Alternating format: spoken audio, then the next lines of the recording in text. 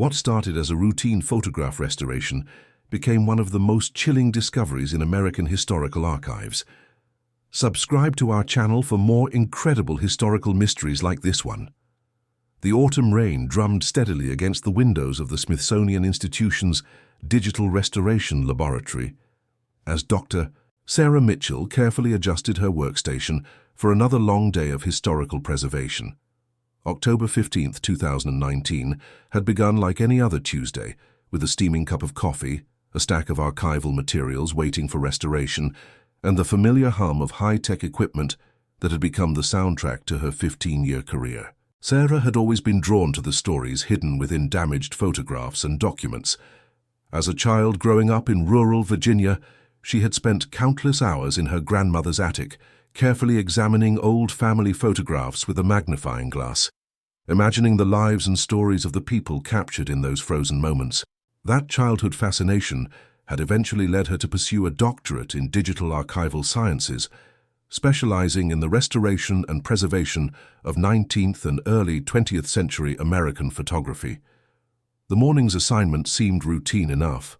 A collection of historical documents and photographs had arrived from the estate of Margaret Thornfield, an 89-year-old woman who had passed away 3 months earlier in Savannah, Georgia. Margaret had been the last surviving member of a prominent Southern family whose roots traced back to the antebellum period. Her estate lawyer had contacted the Smithsonian after discovering a trunk in the mansion's attic, containing what appeared to be significant historical materials. "Another plantation collection," Sarah murmured to herself as she opened the climate-controlled storage container. Inside, wrapped in acid-free tissue paper, were dozens of photographs, letters, property deeds, and personal documents spanning nearly 2 centuries of Southern history. The Thornfield family had been meticulous record keepers, preserving everything from formal portraits to casual snapshots, from business correspondence to personal diaries. The photograph that would change everything was nestled near the bottom of the collection, protected by several layers of archival paper. As Sarah carefully lifted it into the light, she saw what appeared to be a typical formal group portrait from the 1890s. The sepia-toned image showed approximately 10 individuals arranged in front of an impressive 2-story house with characteristic Southern architecture, wide verandas, tall columns, and Spanish moss-draped oak trees, creating a romantic backdrop. The composition was formal but not unusual for the period. Several well-dressed individuals, both black and white, were positioned in a carefully arranged group. The women wore long dark dresses with high collars and fitted bodices typical of the 1890s fashion. Some had white caps or bonnets that suggested domestic work, while others wore more elaborate hats that indicated higher social status. The men were dressed in suits of varying quality, some in fine wool with pressed shirts and ties, others in simpler work clothes that had been carefully cleaned and pressed for the occasion. What immediately caught Sarah's attention, however, was the positioning of one particular figure. An elderly black man stood prominently in the foreground, slightly separated from the main group. Unlike the others who faced the camera directly with the formal, stoic expressions typical of 19th century photography, this man's gaze was directed away from the lens, toward some distant point beyond the frame. He held a worn straw hat in his weathered hands, and his posture suggested both dignity and a certain wariness. Sarah had seen thousands of similar photographs during her career. The post-Civil War period had produced countless images documenting the complex social relationships of the Reconstruction era and beyond. Many showed former enslaved people working alongside their former owners in new arrangements, some as paid employees, others as sharecroppers, and still others in various forms of debt bondage that kept them tied to the land despite their legal freedom. But there was something about this particular image that felt different. Perhaps it was the way the elderly man seemed to command attention despite being positioned away from the group's center. Perhaps it was the subtle tension visible in the other subjects' faces, a guardedness that went beyond the typical formality of Victorian photography. Or perhaps it was simply Sarah's trained eye, honed by years of looking for the stories hidden within historical images. She carefully placed the photograph on her scanner, adjusting the settings for maximum resolution. The restoration process would be methodical and time-consuming. First, she would create a high-resolution digital copy, then begin the painstaking work of removing age-related damage, dust spots, scratches, fading, and the various forms of deterioration that affected 19th-century photographs. As the scanner hummed to life, Sarah began her preliminary examination of the image. She noted the photographer's technique, the quality of the original print, and the various details that would help her date and contextualize the photograph. The clothing styles, architectural details, and photographic methods all pointed to the mid-1890s, which aligned with the date written in faded ink on the photograph's reverse: Thornfield Plantation, Georgia, September 1895. The scanning process took nearly an hour, capturing every detail of the original photograph at a resolution that would allow for extensive digital manipulation and enhancement. When the process was complete, Sarah transferred the file to her workstation and began the careful work of digital restoration. She started with the background, cleaning up dust spots and enhancing the contrast to bring out the architectural details of the house. The building was impressive, a testament to the wealth that cotton had brought to the Thornfield family before the Civil War. The wide verandas and tall windows spoke of a lifestyle designed for the hot, humid Georgia climate, while the ornate woodwork and careful landscaping demonstrated the family's commitment to maintaining their social status even in the changed circumstances of the post-war period. As she worked on the background, Sarah began to notice details that hadn't been immediately apparent in the original photograph. The Spanish moss hanging from the oak trees created intricate patterns of light and shadow, giving the scene an almost ethereal quality. But there was also something slightly ominous about the setting, the way the massive trees seemed to loom over the human figures, creating a sense of being watched or enclosed. Moving to the human subjects, Sarah began the delicate work of enhancing facial features and clothing details. Each person in the photograph had a story written in their posture, their clothing, and their expression. The White family members, she assumed they were the Thornfields, stood with the confident bearing of people accustomed to authority. Their clothing was expensive and well-tailored, their postures erect and formal.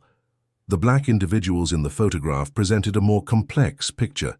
Their clothing ranged from simple work attire to more elaborate dresses and suits that suggested varying degrees of prosperity and social status within the post-emancipation community. Some stood close to the White family members, suggesting positions of trust or responsibility, while others maintained a more respectful distance. But it was the elderly man in the foreground who continued to draw Sarah's attention. As she enhanced the details of his face and clothing, she began to see something that made her pause. There, just visible at the edge of his collar, was what appeared to be a mark on his neck, something that looked like more than just a shadow or photographic artifact. Sarah increased the magnification, focusing on the area around the man's neck and collar. What she saw made her breath catch in her throat. There, burned into the dark skin just below his left ear, was a distinctive mark, not a random scar or blemish, but a deliberate symbol that had been branded into his flesh. The mark was circular, approximately 2 inches in diameter, with intricate geometric patterns inside. It resembled a compass rose, but with additional symbols and markings that Sarah couldn't immediately identify. The branding was old, the scar tissue had healed and faded, but it was still clearly visible under the enhanced magnification of her digital restoration tools. Sarah sat back in her chair, her mind racing. Branding had been used during slavery to mark ownership of human beings, but this photograph was dated 1895, 30 years after the end of the Civil War and the abolition of slavery. What could explain the presence of such a mark on a man who should have been free for 3 decades? She saved her work and immediately called her supervisor, Dr. James Harrison, head of the Historical Documentation Department. Dr. Harrison had been with the Smithsonian for over 20 years and had seen virtually every type of historical artifact and document that came through the institution's doors. If anyone would know what to make of this discovery, it would be him. "James, I need you to see something," Sarah said when he answered his phone. "I'm working on a photograph from the Thornfield estate, and I've found something unusual." Within 15 minutes, Dr. Harrison was standing behind Sarah's workstation, studying the enhanced image with growing concern. He was a tall, thin man in his early 60s, with graying hair and wire-rimmed glasses that he constantly adjusted when he was thinking. Sarah had worked with him long enough to recognize the signs of his intense concentration, the way he leaned forward slightly, the unconscious tapping of his fingers against his leg, and the small frown that appeared between his eyebrows when he encountered something that didn't fit his understanding of historical patterns. "I've never seen anything like this, Doctor," Harrison said quietly after several minutes of examination. "Branding was typically used for identification of enslaved people, but this is far too elaborate. And the date, 1895, this was 30 years after abolition. There should be no reason for anyone to be branding African Americans at this point in history." Sarah nodded, sharing his confusion and concern. "That's what I thought too. But look at the detail in this mark. This isn't something that was done hastily or carelessly. This is a complex symbol that was deliberately designed and carefully applied." Dr. Harrison studied the image for several more minutes, occasionally asking Sarah to adjust the magnification or enhance different aspects of the photograph. As they worked together, other details began to emerge that added to the mystery. The positioning of the other subjects in the photograph, their expressions, and even their clothing choices seemed to take on new significance in light of the branded mark. "We need to bring in some specialists," Dr. Harrison finally said.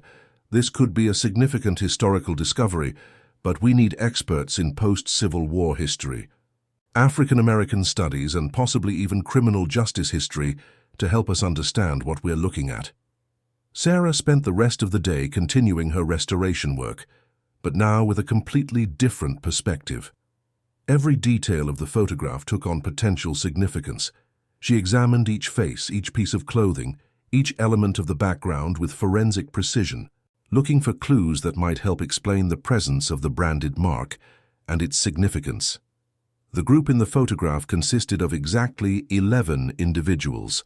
3 were clearly white, 2 men and 1 woman who appeared to be in their 40s or 50s, dressed in expensive clothing that marked them as the property owners. The remaining 8 were African American, 5 women and 3 men, ranging in age from what appeared to be late teens to the elderly man in the foreground who was probably in his 70s. The women wore a variety of clothing styles that suggested different roles and social positions. 2 were dressed in simple but clean work dresses with white aprons, suggesting domestic service. 2 others wore more elaborate dresses with decorative elements that indicated higher status or special occasion wear. The 5th woman, who appeared to be the youngest, wore a dress that was somewhere between the 2 extremes, nice enough to suggest she wasn't engaged in manual labor, but not elaborate enough to indicate wealth or high social status. The men presented an equally complex picture. One, standing close to the white family members, wore a well-tailored suit that suggested a position of responsibility, perhaps an overseer or manager. Another wore work clothes that had been carefully cleaned and pressed for the photograph, indicating someone who took pride in his appearance despite engaging in manual labor. The 3rd man, the elderly figure in the foreground, wore simple but dignified clothing, a white shirt, dark trousers, and a vest that had seen better days but was clean and properly maintained. But it was the positioning and body language of the subjects that began to tell the most interesting story. The white family members stood with confident, relaxed postures, clearly comfortable with their authority and social position. Most of the African American subjects stood in respectful but not subservient positions, suggesting a complex set of social relationships that went beyond simple employer-employee dynamics. The elderly man in the foreground, however, was positioned differently from all the others. He stood slightly apart, not quite included in the main group, but not entirely separate either. His body language suggested both dignity and wariness. He held himself erect and proud, but there was a tension in his posture that spoke of someone who was constantly alert to potential danger. As Sarah continued her analysis, she began to notice other subtle details that added to the photograph's mysterious quality. The lighting, for instance, seemed deliberately arranged to highlight certain subjects while leaving others partially in shadow. The elderly man was fully illuminated, making the branded mark on his neck clearly visible to anyone who looked closely enough. This suggested that the photographer, and whoever had commissioned the photograph, wanted that mark to be seen and recorded. The more Sarah studied the image, the more convinced she became that this was not simply a family portrait or casual documentation of plantation life. This photograph had been taken for a specific purpose, and the branded mark on the elderly man's neck was a central element of that purpose. By the end of the day, Dr. Harrison had made several phone calls to colleagues at other institutions. The photograph had been forwarded to specialists in African American history, post-Civil War studies, Reconstruction-era politics, and even experts in historical secret societies and vigilante organizations. The response was immediate and unanimous. This was potentially a significant historical discovery that could shed new light on the post-emancipation period in the American South. As Sarah prepared to leave the laboratory that evening, she took one last look at the enhanced photograph on her monitor. The elderly man's face, now clearly visible in all its detail, seemed to be looking directly at her across the span of more than a century. His expression was complex, dignified but wary, proud but marked by suffering, determined but touched by a sadness that spoke of losses too great to fully comprehend. She had the unsettling feeling that this man had been waiting for someone to notice him, to see beyond the surface of the photograph to the story that lay beneath. As she turned off her equipment and gathered her things, Sarah couldn't shake the sense that she had stumbled onto something much larger and more significant than a simple photograph restoration project. The branded mark on the man's neck was just the beginning.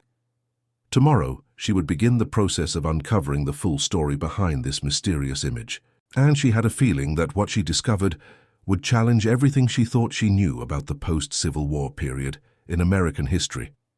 The next morning brought Dr. Elena Rodriguez to the Smithsonian's doors earlier than anyone had expected. Dr. Rodriguez was a professor of African American history at Howard University and one of the nation's leading experts on post-Reconstruction secret societies and vigilante organizations. She had driven down from Washington, D.C. the moment she received Dr. Harrison's email containing the enhanced photograph, canceling her morning classes and rearranging her entire schedule to examine what she immediately recognized as a potentially groundbreaking historical discovery. Dr. Rodriguez was a woman in her early 50s, with graying black hair pulled back in a practical bun and intense dark eyes that seemed to miss nothing.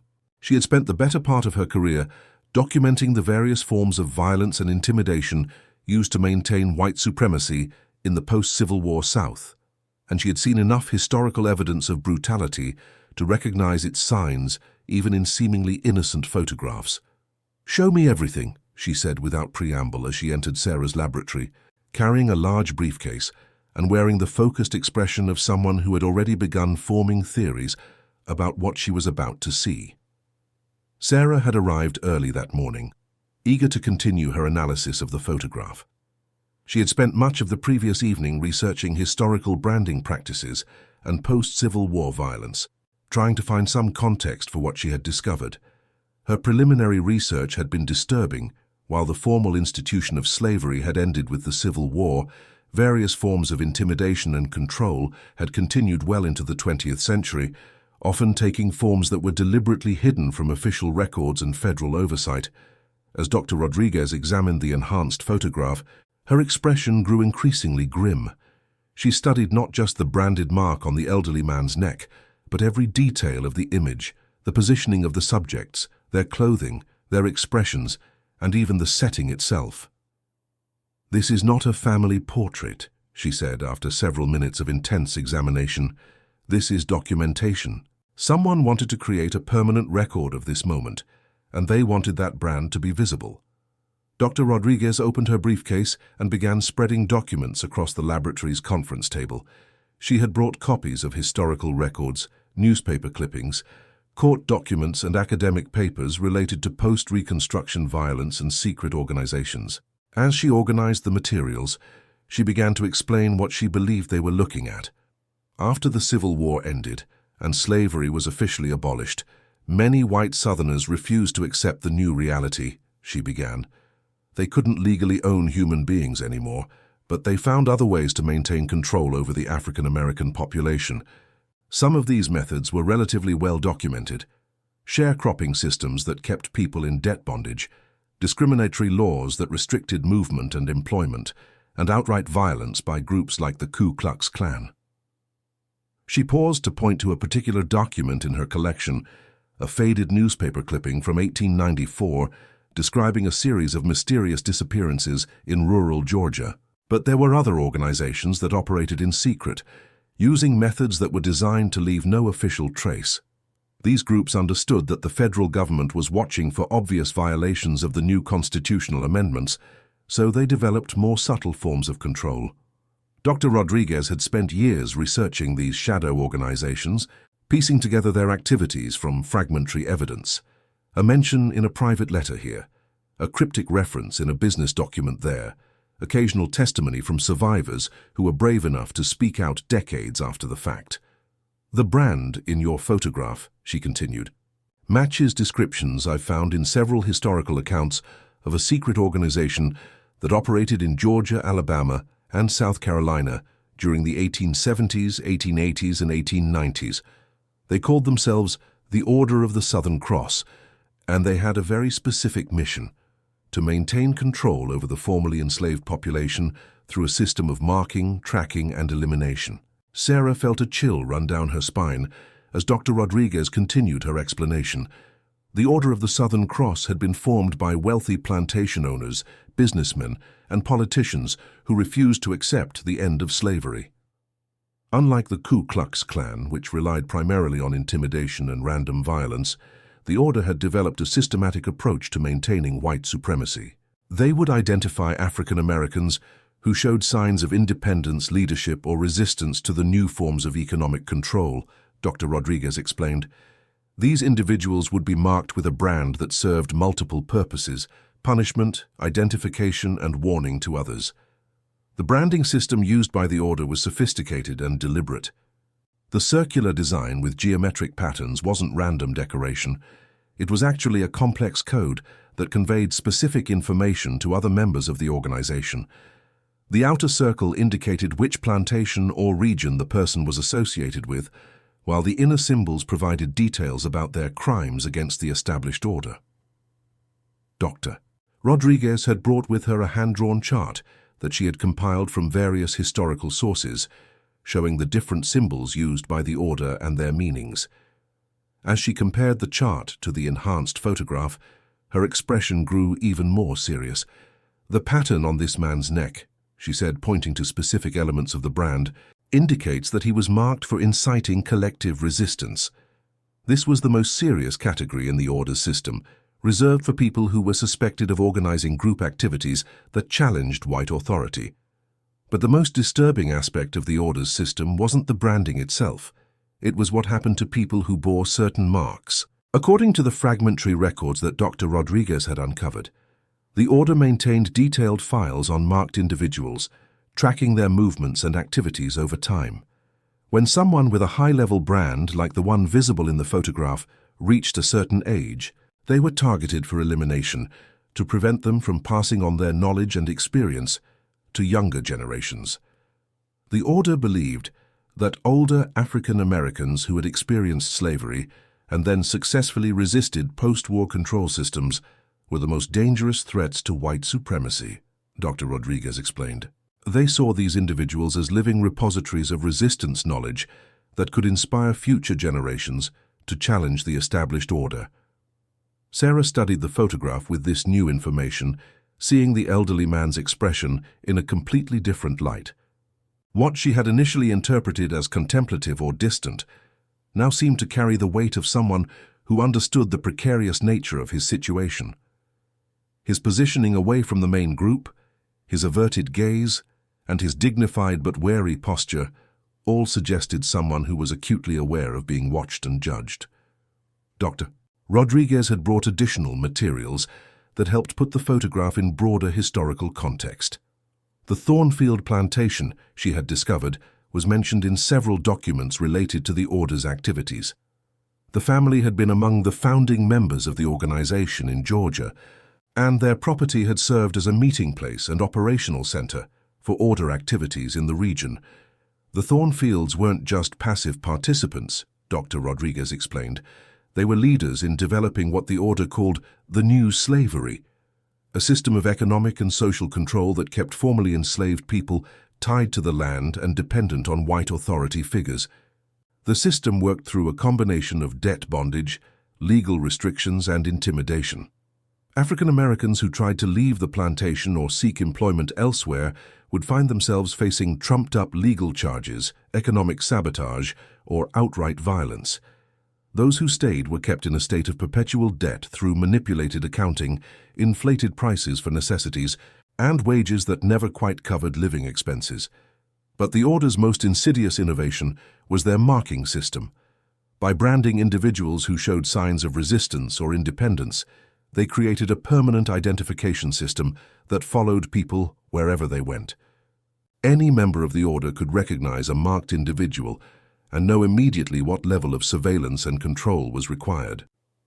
The photograph you're restoring, Dr. Rodriguez said, was almost certainly taken as documentation for the order's records.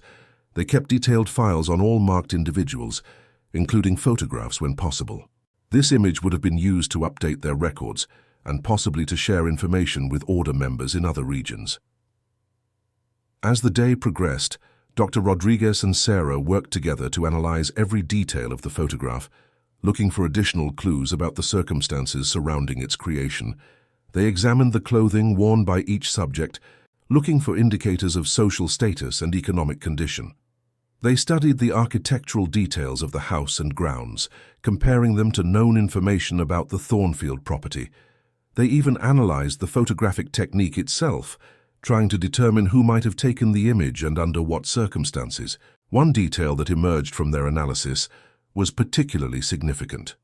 The quality of the photograph was exceptionally high for the period, suggesting that it had been taken by a professional photographer using expensive equipment. This wasn't a casual family portrait taken by an amateur. It was a carefully planned and executed documentation project. Professional photography was expensive in 1895, Dr. Rodriguez noted. The fact that the Thornfields invested in high-quality documentation suggests that this photograph served an important purpose for them and for the order. They also noticed that several of the subjects in the photograph were wearing clothing that seemed too formal for their apparent social positions. The domestic workers, for instance, were dressed in elaborate outfits that would have been impractical for daily work. This suggested that the photograph had been staged, with subjects dressed up specifically for the documentation session. They wanted to create a specific impression, Sarah observed. This wasn't meant to show the reality of daily life on the plantation. It was meant to show the order's version of proper social relationships. As the afternoon wore on, Dr. Rodriguez began making phone calls to colleagues and contacts around the country, sharing the photograph and seeking additional information about the Order of the Southern Cross and its activities. The response was immediate and intense.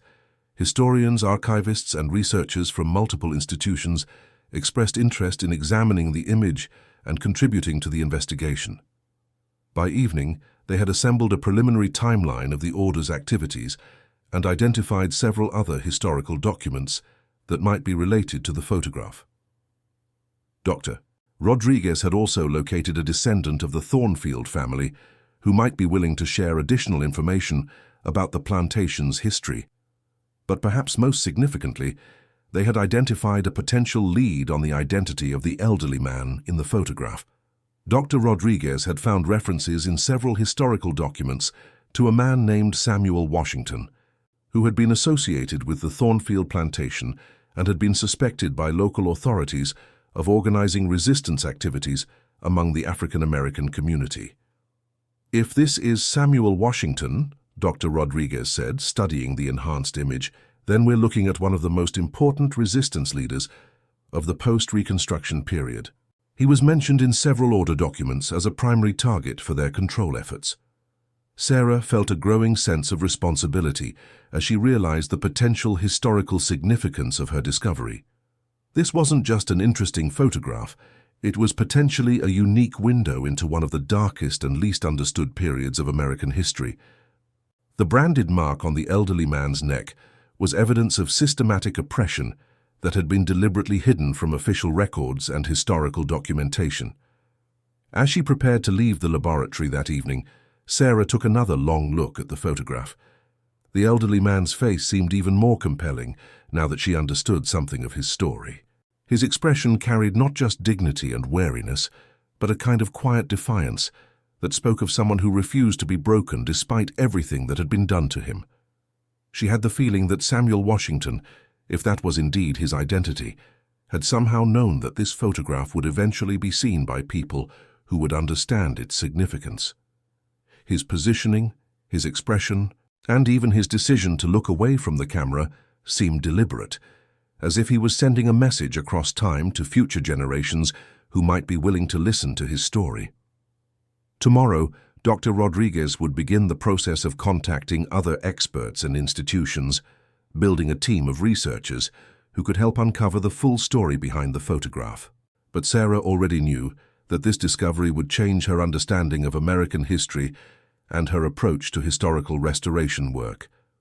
The branded mark on Samuel Washington's neck was just the beginning of a story that would challenge everything she thought she knew about the post-Civil War period and the ongoing struggle for freedom and dignity in American society. 3 weeks after the initial discovery, the Smithsonian's Historical Documentation Department had been transformed into the headquarters of an unprecedented collaborative research effort. Historians, archivists, genealogists, and digital forensics experts from institutions across the country had converged on Washington, D.C. to participate in what was already being called one of the most significant historical discoveries of the 21st century.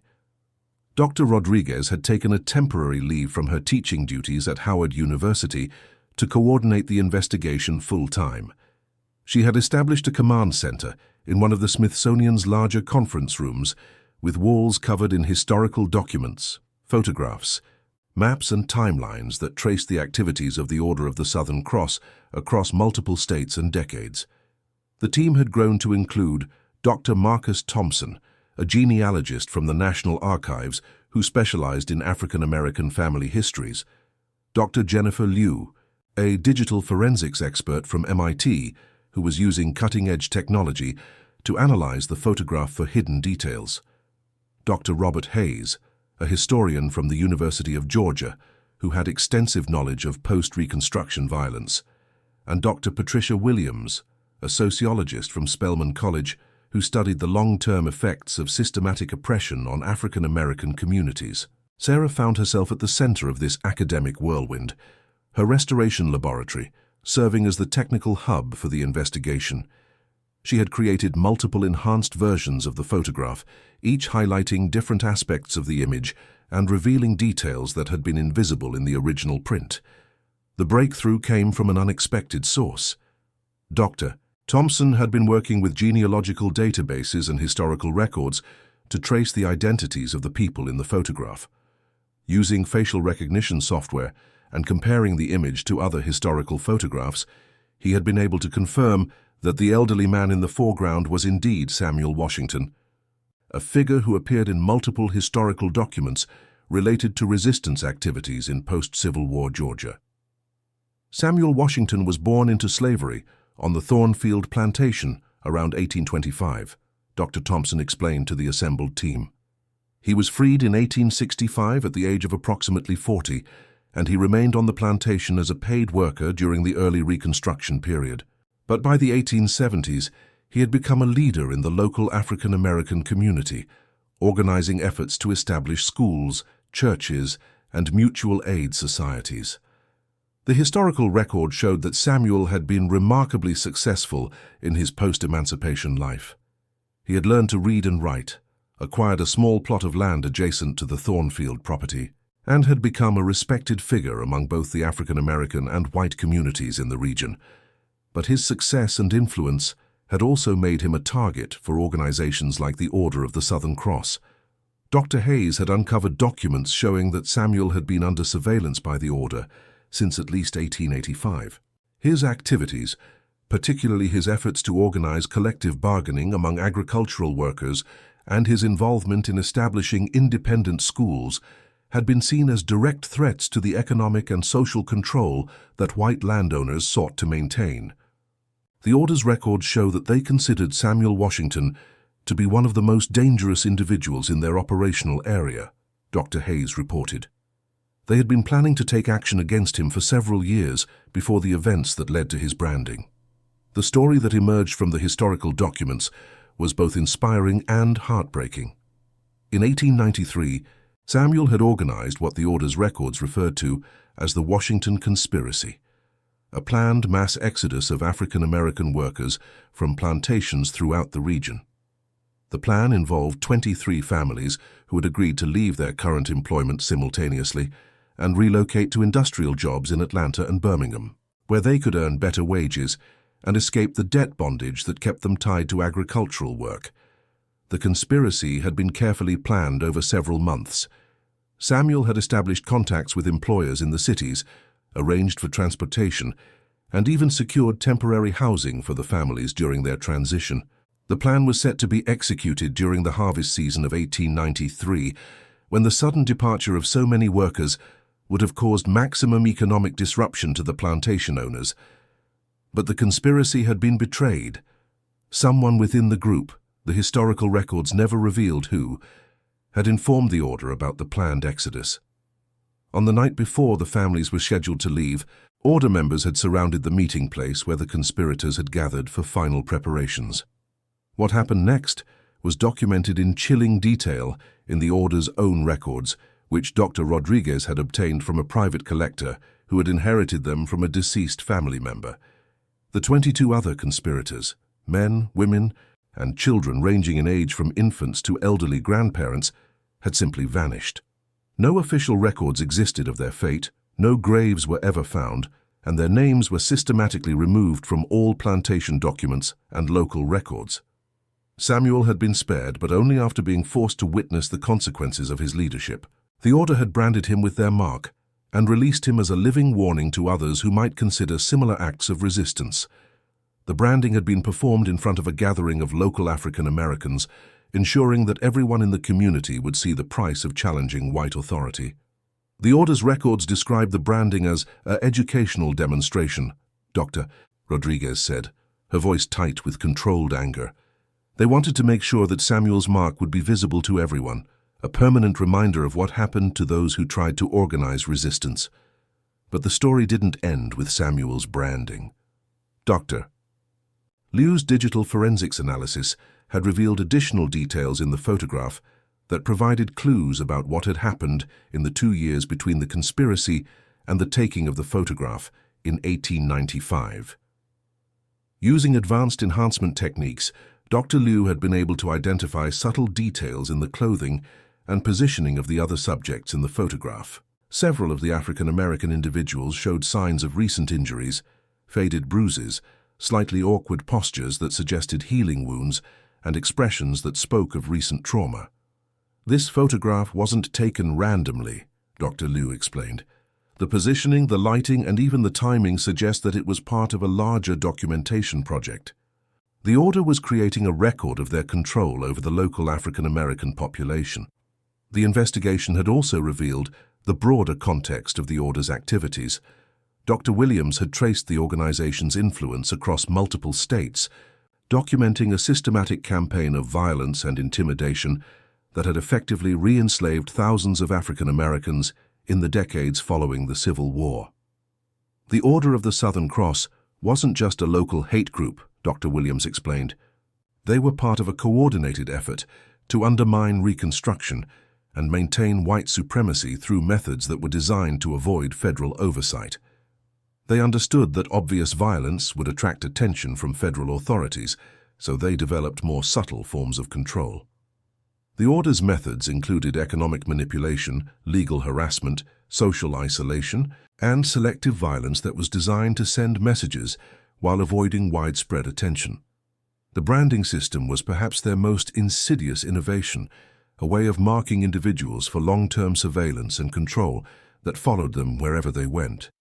The team had also discovered that the Order's influence extended far beyond the rural South. They had connections to businesses, political organizations, and even law enforcement agencies in major cities, creating a network that could track and control marked individuals even if they managed to escape their original locations. Samuel Washington's brand would have been recognized by order members in Atlanta, Birmingham, New Orleans, or any other city where he might have tried to relocate, Dr. Hayes noted. The mark made him a permanent target, unable to escape the consequences of his resistance activities. But perhaps the most significant discovery came from Dr. Thompson's genealogical research. He had been able to trace Samuel Washington's descendants and had located a living relative who possessed family documents and oral histories that had been passed down through generations. Mrs.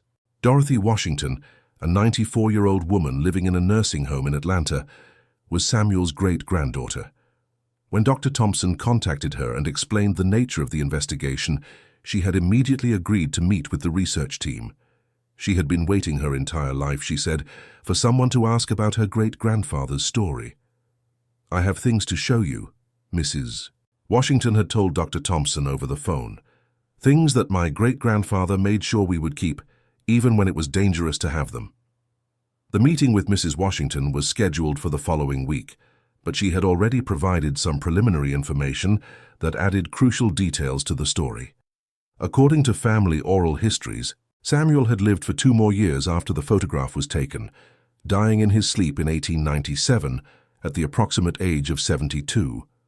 But those final 2 years had been marked by constant surveillance and harassment from the order. Samuel had been forbidden from leaving the plantation without permission, his movements were constantly monitored, and he was required to report regularly to order representatives. Despite these restrictions, he had managed to maintain his dignity and had continued to provide quiet leadership to the local African-American community. He never spoke directly about what happened to the other families, Mrs. Washington had told Dr. Thompson, but he made sure we understood that their sacrifice had not been forgotten. He said that someday someone would want to know the truth, and we had to be ready to tell it. The family had preserved not only oral histories, but also physical evidence of Samuel's experiences. Mrs. Washington had mentioned documents, photographs, and even personal items that Samuel had hidden and passed down to his descendants, with instructions to keep them safe until the right time came to reveal them. As the research team prepared for their meeting with Mrs. Washington, they realized that they were on the verge of uncovering not just the story of one man and one photograph, but a hidden chapter of American history that had been deliberately erased from official records. The branded mark on Samuel Washington's neck, which had started as a curious detail in a routine restoration project, had become the key to understanding a systematic campaign of oppression that had affected thousands of people and had shaped the social and economic development of the post-Civil War South. Sarah found herself thinking about the responsibility that came with this discovery. The photograph that she had been restoring was more than just a historical artifact. It was evidence of crimes that had never been officially acknowledged, let alone prosecuted. The people who had suffered under the order's system of control had been denied justice in their lifetimes, but perhaps the truth could finally be told, and their experiences could be properly documented and remembered. As she looked once again at the enhanced photograph, Sarah saw Samuel Washington's expression with new understanding. His averted gaze, which she had initially interpreted as contemplative or distant, now seemed like a deliberate act of defiance. Even in this moment of forced compliance, surrounded by his oppressors and bearing their mark on his neck, he had refused to give them the satisfaction of his direct acknowledgement. His positioning in the photograph, slightly apart from the main group, now seemed like a statement of independence, a refusal to be fully incorporated into the order's vision of proper social relationships. And his dignified posture, despite everything that had been done to him, spoke of a strength that could not be broken by branding or intimidation. The investigation was far from over, but already it was clear that Samuel Washington's story would challenge conventional understanding of the post-Civil War period and provide new insights into the ongoing struggle for freedom and dignity in American society. The mark of silence was finally beginning to find its voice. The meeting with Mrs. Dorothy Washington took place on a crisp November morning at the Magnolia Gardens nursing home in Atlanta. The research team had driven down from Washington, D.C. the previous evening, carrying with them enhanced copies of the photograph and a growing sense that they were about to uncover the final pieces of a historical puzzle that had been hidden for over a century. Mrs. Washington was waiting for them in the nursing home's family conference room, a small but comfortable space with large windows that looked out onto a garden where the last autumn leaves were clinging to the oak trees. Despite her advanced age, she was alert and articulate, with bright eyes that seemed to miss nothing and a presence that commanded immediate respect. She had prepared for their visit by gathering materials that her family had preserved for generations, documents, photographs, and personal items that had been carefully stored in a wooden trunk that had belonged to Samuel Washington himself. As the research team arranged their equipment and prepared to document the meeting, Mrs. Washington began to tell the story that had been passed down through 4 generations of her family. "My great-grandfather was a man who understood the power of memory," she began, her voice clear and strong despite her age. "He knew that the people who had hurt him and destroyed those families would try to erase what they had done. So he made sure that we would remember, and he made sure we would have proof." The first item she showed them was a small leather journal that Samuel had kept during his final years. The journal was written in a careful, precise hand that spoke of someone who had taught himself to write and took pride in his literacy. The entries were brief but detailed, documenting the daily harassment and surveillance that Samuel had endured after his branding. Dr. Rodriguez carefully examined the journal, reading selected passages aloud to the team. The entries painted a picture of systematic psychological torture designed to break Samuel's spirit and serve as a warning to others in the community. "October 15, 1895, she read. "They came again today, 3 of them, watching from the road while I worked in the garden. They want me to know they are always there, but I will not give them the satisfaction of seeing me afraid." November 3, 1895. "Young Thomas asked me about the mark on my neck. I told him it was a reminder of the price of standing up for what is right. He is only 12, but he understood. The children always understand more than we think they do." December 20, 1895. "Christmas is coming, but there is no joy in it.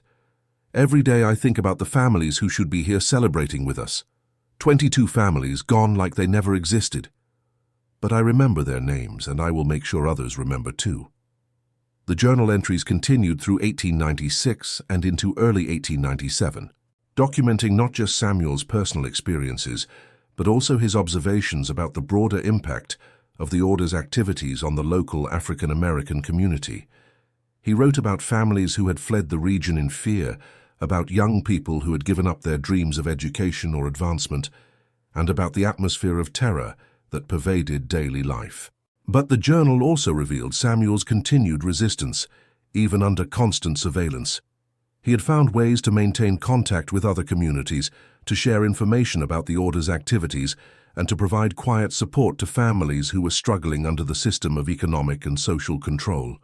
"He never stopped fighting," Mrs. Washington explained. "Even after they marked him, even when he knew they were watching his every move, he found ways to help people and to resist their control." The second item Mrs. Washington shared was even more significant, a collection of photographs that Samuel had somehow obtained, showing other individuals who had been branded by the Order. The photographs were small and of poor quality, suggesting that they had been taken secretly, but they provided visual evidence of the systematic nature of the Order's marking system. Dr. Liu examined the photographs with her digital enhancement equipment, revealing details that had been invisible to the naked eye. The brands showed variations in design that corresponded to the coding system that Dr. Rodriguez had identified in the Order's records. Some marks indicated minor infractions, while others showed the complex patterns reserved for serious resistance activities. "These photographs prove that Samuel wasn't an isolated case," Dr. Liu observed. "The Order was branding people systematically, and Samuel somehow managed to document their activities." Mrs.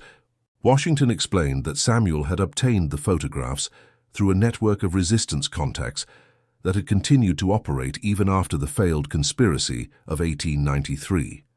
Despite the Order's efforts to eliminate organized resistance, individual acts of defiance and information sharing had continued throughout the 1890s. He told my grandmother that the truth had to be preserved, Mrs. Washington said. He said that someday people would want to know what really happened, and we had to be ready to show them. The third and most shocking item in Mrs. Washington's collection was a detailed map that Samuel had drawn, showing the locations where the 22 missing families had been buried. The map was drawn on a piece of cloth that had been carefully preserved and hidden for over a century, and it included not just locations, but also the names and ages of all the victims.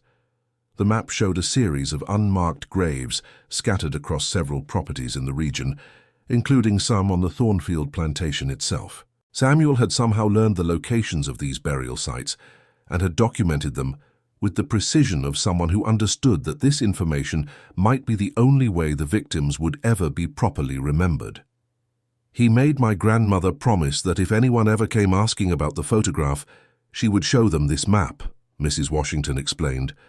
He said the families deserved to be found and given proper burials, even if it took 100 years. Dr. Hayes studied the map with growing excitement and horror. The locations corresponded to areas that were still largely undeveloped, meaning that archaeological investigation might be possible. If Samuel's information was accurate, they might be able to locate and properly identify the remains of the conspiracy victims, finally giving them the dignity in death that they had been denied in life. But Mrs. Washington had saved the most important revelation for last. She reached into the trunk and withdrew a small wooden box that contained what appeared to be official documents, papers with seals and signatures that looked like legal records. "These are the real records," she said, opening the box carefully. "The order kept detailed files on everyone they marked, and somehow my great-grandfather got hold of his own file and several others. The documents were authentic order records, complete with official seals and signatures from prominent members of the organization. They included detailed reports on Samuel's activities, plans for his surveillance and control, and even discussions about when and how he should be eliminated." Dr. Rodriguez examined the documents with trembling hands, realizing that they were looking at the actual administrative records of a systematic campaign of oppression and murder. The papers included membership lists, financial records, and operational plans that revealed the full scope of the order's activities across multiple states. "These documents prove everything," Dr. Rodriguez said, her voice barely above a whisper. "They show that this wasn't just random violence or local intimidation. This was an organized conspiracy involving some of the most prominent citizens in the region." The membership lists included names that were still prominent in Southern society, descendants of order members who had inherited wealth and social position that was built on systematic oppression and murder. The financial records showed how the order had funded its activities through contributions from businesses and individuals who benefited from the suppression of African American economic and political rights. But perhaps most significantly, the documents revealed that the order's activities had continued well into the 20th century, long after most historians had assumed that such organized resistance to civil rights had ended. The records showed connections to later organizations and activities that had shaped Southern society for generations. Mrs. Washington explained that Samuel had obtained these documents through a contact within the order itself, someone who had become disgusted with the organization's activities and had decided to provide evidence to potential victims. The identity of this informant had never been revealed, even within the Washington family, but their courage had made it possible to preserve evidence of crimes that would otherwise have been completely hidden from history. "My great-grandfather died knowing that someday these documents would be seen by people who could understand their importance," Mrs. Washington said. "He made us promise to keep them safe until the right time came to reveal them." As the research team examined the materials that Mrs. Washington had preserved, they realized that they had uncovered not just the story of Samuel Washington and the 1895 photograph, but evidence of a systematic campaign of oppression that had affected thousands of people and had shaped the development of the post-Civil War South in ways that had never been fully understood or acknowledged. The branded mark on Samuel's neck, which had started their investigation, was just one small piece of a much larger story of resistance and survival. The photograph that Sarah had been restoring was not just documentation of the order's control, It was also evidence of Samuel's refusal to be completely broken by their system of oppression. Dr. Thompson had been working throughout the meeting to verify the information in Samuel's documents against official records and genealogical databases. His preliminary findings confirmed that the names and details in Samuel's records matched other historical evidence, lending credibility to even the most shocking revelations. "Everything checks out," Dr. Thompson reported. "The names, the dates, the locations, it all corresponds to other historical evidence. Samuel Washington was documenting real events and real people." As the meeting concluded, Mrs. Washington made one final request. She wanted to donate all of Samuel's materials to the Smithsonian, but with the condition that they be used to create a permanent exhibit that would tell the full story of the Order's activities and honor the memory of the 22 families who had been murdered for seeking freedom. "My great-grandfather spent his final years making sure this story would survive," she said. "Now it's time for the world to know what really happened." The research team returned to Washington, D.C. with a treasure trove of historical evidence that would require months or even years to fully analyze and understand. But they already knew that their discovery would fundamentally change how historians understood the post-Civil War period and the ongoing struggle for civil rights in American society. The 1895 photograph, which had seemed like a simple family portrait when Sarah first began her restoration work, had become the key to uncovering one of the most significant hidden chapters in American history. The branded mark on Samuel Washington's neck had led them to evidence of systematic oppression, organized resistance, and individual courage that had been deliberately erased from official records. But perhaps most importantly, the investigation had given voice to people who had been silenced for over a century. The 22 families who had died for seeking freedom, the individuals who had been branded and terrorized for resisting oppression, and the man who had spent his final years ensuring that their stories would survive, all of them could finally be properly remembered and honored. Samuel Washington's distant gaze in the 1895 photograph, which had first caught Sarah's attention, now seemed like a direct communication across time. He had been looking toward a future when someone would care enough to notice him, to investigate his story, and to ensure that the truth would finally be told. The mark of silence had found its voice, and the story it told would resonate far beyond the walls of the Smithsonian, challenging Americans to confront the hidden history of oppression and resistance that had shaped their nation's development. 2 years after Sarah Mitchell first noticed the unusual mark on Samuel Washington's neck, the Smithsonian Institution opened its most ambitious and emotionally powerful exhibit in decades. Voices from the Silence, the hidden history of post-Civil War resistance, occupied an entire wing of the National Museum of African American History and Culture, drawing visitors from around the world who came to confront a chapter of American history that had been deliberately hidden for over a century. The centerpiece of the exhibit was the restored 1895 photograph, displayed in a place of honor, with detailed explanations of how its discovery had led to the uncovering of the Order of the Southern Cross and its systematic campaign of oppression.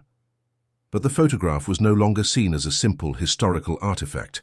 It had become a symbol of the power of individual resistance and the importance of preserving difficult truths. Sarah had been promoted to Senior Digital Restoration Specialist and had become the museum's leading expert on using technology to uncover hidden historical evidence. She had developed new techniques for analyzing historical photographs that were being used by institutions around the world to reveal previously unknown details about the past. But more importantly, her work had helped establish new protocols for historical investigation that emphasized the importance of looking beyond official records to find the voices of people who had been systematically excluded from traditional historical narratives. Dr. Rodriguez had taken a permanent position at the Smithsonian as the Director of Hidden History Research, leading a team of scholars who were investigating similar cases of systematic oppression and resistance throughout American history. Her work on the Order of the Southern Cross had revealed connections to other secret organizations and had helped historians understand the broader patterns of post-Civil War violence and control. The investigation had also led to concrete action beyond the academic world. Based on Samuel Washington's map and the Order's records, Archaeological teams had located and excavated several of the burial sites where the 22 conspiracy victims had been interred. The remains had been properly identified when possible and given dignified burials in a memorial cemetery that had been established near the original Thornfield Plantation site. The memorial had become a pilgrimage destination for people seeking to understand and honor the experiences of those who had resisted oppression during one of the darkest periods in American history. Each of the 22 families was represented by a memorial stone that included their names, ages, and a brief description of their dreams and aspirations that had been cut short by the order's violence.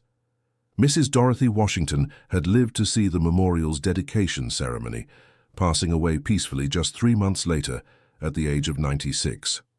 Her final words, according to her family, were a message of gratitude to her great-grandfather for ensuring that the truth had finally been told. The legal implications of the discovery had been complex and far-reaching. While the crimes committed by the Order of the Southern Cross were too old for criminal prosecution, the evidence had led to civil lawsuits and reparations discussions that were still ongoing. Several prominent Southern families had been forced to confront their ancestors' involvement in systematic oppression, leading to public apologies and commitments to support civil rights education and memorial efforts. The academic impact of the discovery had been equally significant. Universities across the country had revised their curricula to include more detailed coverage of post-Civil War resistance and oppression, and new research projects had been launched to investigate similar cases in other regions.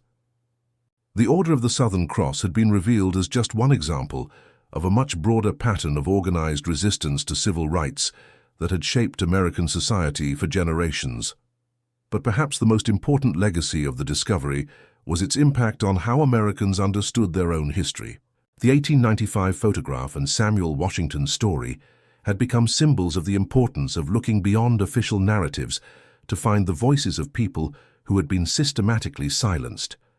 The exhibit included interactive elements that allowed visitors to experience the investigation process themselves, using digital tools to examine historical photographs and documents for hidden details. Many visitors reported that the experience had changed how they looked at historical evidence and had inspired them to investigate their own family histories with new attention to previously overlooked details.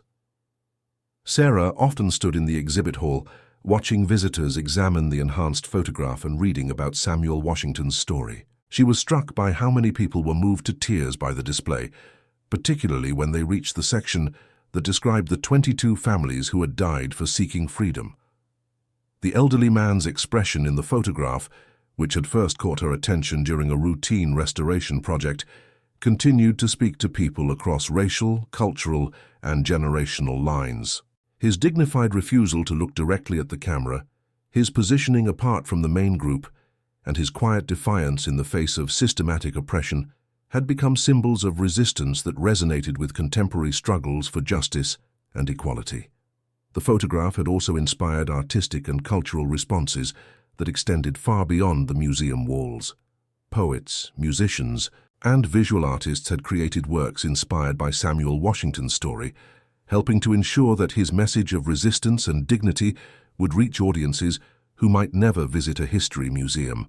A particularly powerful musical composition, The Mark of Silence, had been performed by symphony orchestras across the country, with proceeds supporting civil rights education programs. The piece began with a haunting solo that represented Samuel's isolation and suffering, gradually building to include voices representing the 22 lost families and concluding with a triumphant chorus that symbolized the eventual revelation of truth. The discovery had also had unexpected international implications. Historians in other countries had begun using similar investigative techniques to uncover hidden evidence of systematic oppression in their own national histories. The Smithsonian had received requests from institutions in South Africa, Australia, Brazil, and other nations seeking assistance in developing programs to investigate and document previously hidden chapters of their past. Dr. Liu's digital forensics techniques had been refined and standardized, creating new tools that were being used by human rights organizations around the world to document contemporary abuses and preserve evidence for future historical investigation. The technology that had revealed Samuel Washington's brand was now being used to uncover evidence of modern-day oppression and resistance. The educational impact of the discovery had been particularly significant in the American South, where many schools had begun incorporating the story into their curricula as a way of helping students understand the complex legacy of the Civil War and Reconstruction periods. Teachers reported that Samuel Washington's story helped students connect historical events to contemporary issues of justice and equality. One high school in Georgia had established an annual Samuel Washington Day, where students conducted their own historical investigations using digital tools to examine photographs and documents from their local communities. The program had uncovered several previously unknown stories of resistance and survival, demonstrating that Samuel's experience was part of a much broader pattern of hidden history. The Thornfield Plantation site itself had been purchased by a coalition of civil rights organizations and converted into an educational center that offered programs on post-Civil War history, resistance movements, and the ongoing struggle for equality. The original house, where the 1895 photograph had been taken, served as a museum that told the complete story of the plantation's history, from its origins in the slave economy through its role in the order's activities and its eventual transformation into a site of education and remembrance. Visitors to the plantation could stand in the exact spot where Samuel Washington had posed for the photograph, looking out at the same oak trees draped with Spanish moss that had witnessed both oppression and resistance. Many reported feeling a profound connection to the past and a renewed commitment to continuing the struggle for justice that Samuel had embodied. The investigation had also revealed the importance of family oral histories and community memory in preserving truth that official records had tried to erase. The Washington family's careful preservation of Samuel's documents and stories had made the entire discovery possible, demonstrating the crucial role that families and communities play in maintaining historical memory. This realization had led to new initiatives to collect and preserve oral histories from African American families across the South, with particular attention to stories that might contradict or complicate official historical narratives. The Smithsonian had established a digital archive where families could contribute their own stories and documents, creating a vast repository of previously hidden historical evidence. Sarah had become a frequent speaker at conferences and universities, sharing the story of the photograph's discovery and encouraging other researchers to look more carefully at the historical materials in their collections.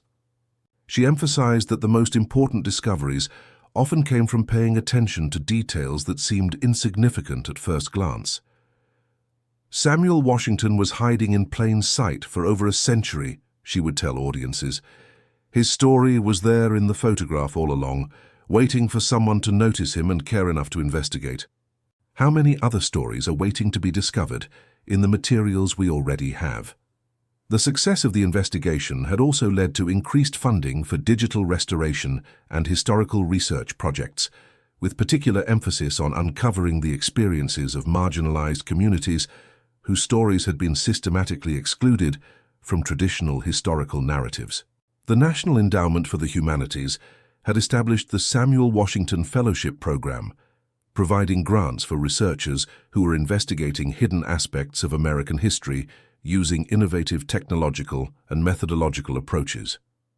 The program had already funded dozens of projects that were revealing new aspects of the African American experience, women's history, immigrant experiences, and other previously underexplored areas. As the second anniversary of the discovery approached, Sarah found herself reflecting on how much her understanding of history and her role as a researcher had changed. The 1895 photograph had taught her that every historical artifact potentially contained multiple layers of meaning, and that the most important stories were often those that had been deliberately hidden or suppressed. She had also learned about the responsibility that came with uncovering difficult truths. The story of Samuel Washington and the Order of the Southern Cross was not just an academic discovery. It was evidence of real suffering and real resistance that demanded to be treated with appropriate gravity and respect. The photograph that had started as a routine restoration project had become a window into the complexity of American history and the ongoing struggle for justice and equality. Samuel Washington's branded neck had led to the discovery of systematic oppression, but his dignified resistance had also revealed the power of individual courage in the face of overwhelming odds. Most importantly, the investigation had demonstrated that the past was not as settled or well understood as many people assumed. Hidden stories were waiting to be discovered, silenced voices were ready to speak, and the work of uncovering truth and promoting justice was far from finished. As Sarah looked once more at the enhanced photograph that had started it all, she saw Samuel Washington's expression with complete clarity. His averted gaze, which had first caught her attention, was indeed a message sent across time, a challenge to future generations to look deeper, question assumptions, and never stop seeking truth. The mark of silence had found its voice, but that voice was now calling others to continue the work of uncovering hidden history and honoring the experiences of those who had been systematically silenced. Samuel Washington's story was complete, but the larger story of resistance, survival, and the ongoing struggle for justice continued to unfold. In the end, the most powerful aspect of the 1895 photograph was not the evidence of oppression it contained, but the proof of human dignity and resistance it preserved. Samuel Washington had refused to be broken by systematic brutality, had found ways to preserve truth despite overwhelming odds, and had ensured that his story would eventually reach people who would understand its significance. His legacy lived on not just in the museum exhibit or the memorial cemetery, but in the renewed commitment to seeking truth and promoting justice that his story had inspired. The photograph that had seemed ordinary when Sarah first examined it had become extraordinary, not because of any supernatural elements, but because of the very human courage and determination it documented. The mark of silence had become a voice for justice that would echo through generations, ensuring that the truth Samuel Washington had died protecting would never again be forgotten. Subscribe to our channel and hit the notification bell for more incredible historical discoveries that challenge everything we thought we knew about the past. Share this story to help preserve these important voices from history and honor the memory of those who refuse to be silenced. What other historical photographs do you think might be hiding secrets in plain sight? Let us know in the comments below.